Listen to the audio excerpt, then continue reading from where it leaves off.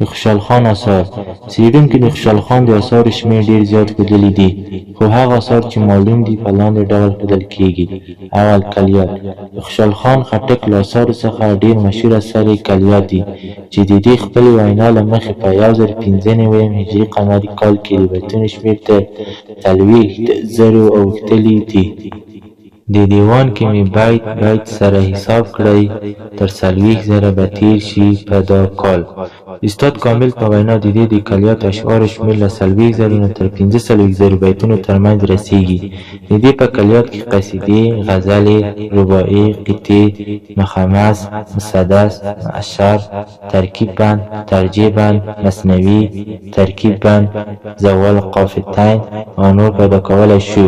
د خوشحال خان په کلیات کې عشقي، دیني، اجتماعي، سیاسي، فلسفي، علمي، عرفاني، تربیوي، انتقادي، تاریخي، واقعیتي او نور ګڼ مضامین پیدا کېږي.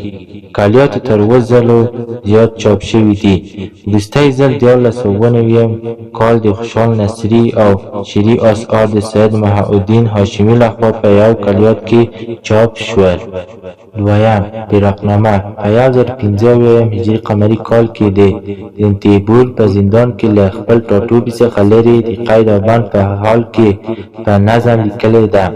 په فراقنامه کې غزلې، قصیدې، قطعې، رباعي او زیاته برخه یې مثنوي په قالب کې نظم شوې ده. د موضوع په لحاظ اجتماعي، انتقادي، زنداني، عارفانه، د وطن دوستي، اخلاقي او د هغه زمان سیاسي مسایل او نور خبرې بیان شوي دي.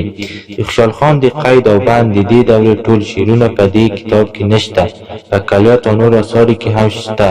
فراقنامه په کابل او پېښور کې چاپ شوې ده. دریم: دستارنامه. د خوشحال خان په اثارو کې چې ډېر مهم اثر دستارنامه ده، چې دا کتاب هم د رنتیبور په زندان کې په کال 1096 هجري قمري کال کې لیکلې ده. دستارنامه دوه بابه لري، چې په یوه باب کې 20 هنره او په بل کې 20 خصلته ښودلي دي.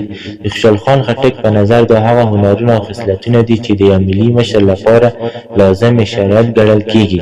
دستارنامه په نثر لیکل شوې ده چې په کابل او پېښور کې چاپ شوې ده.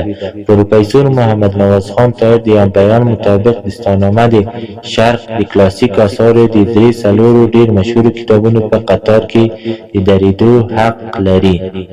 څلورم: منظومه بازنامه.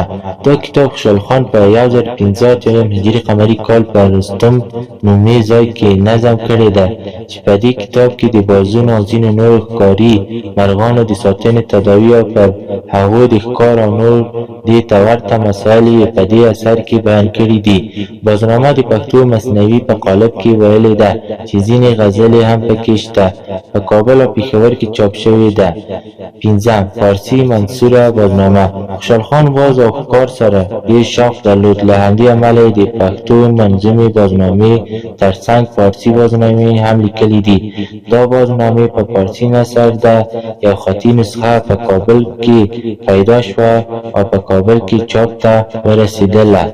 شپږم: پالنامه. ښاغلي حبیب الله رفیع دا رساله د خوشحال له آثارو رابېله کړه او په مستقل ډول یې چاپ ته آماده کړه او بیا په پېښور کې چاپ شوې ده. په دې منظومه رساله کې د فعلونو او فعل ایستلو خبرې راغلي دي.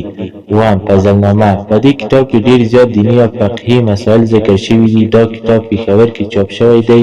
خوشحال بابا دا کتاب د مثنوي په قالب کې لیکلی دی. اتم: طبنامه. خوشحال بابا دا کتاب یو منظوم کلام دی چې د ځینو ناروغیو علاج مسایل پکې بیان کړي دي. طبنامه په کابل او پېښور کې چاپ شوې ده. نهم: بیاض. دا کتاب په نثر لیکل شوی دی، چې دا کتاب په مستقل ډول نه دی لیدل شوی او نه چاپ شوی. افضل خان خټک د بیاض مضامین په تاریخ مرثي کې راوړي دي. خوشحال بابا په دې کتاب کې خپلې کورنۍ ځینې حالات بیان کړي دي، خو ځینو خوشحال پېژندونکو ویلي چې دا مستقل کتاب نه دی، بلکې هماغه د یادښت کتابچې دی چې د خوشحال آثار به پکې لیکل کېدل. لسم: زنځیري.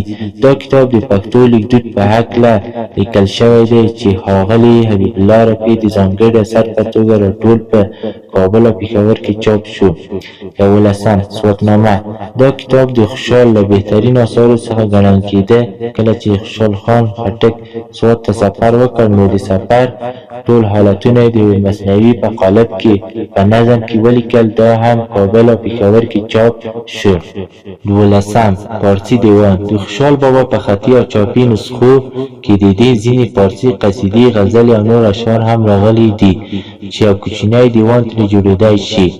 14 اخلاقنامه د اخلاق محسنې منظومه آزاده پښتو ترجمه ده چې لومړی 12 بابونو یو سړي او 3 بابونو یې بل کس ترجمه او نظم کړي دي. د دغه اثارو ترڅنګ د خوشال خان خټک نور اثار کې فرخنامه، آینه، هدایه او نور هم یاد کړي دي، خو دا کتاب تر اوسه نه دی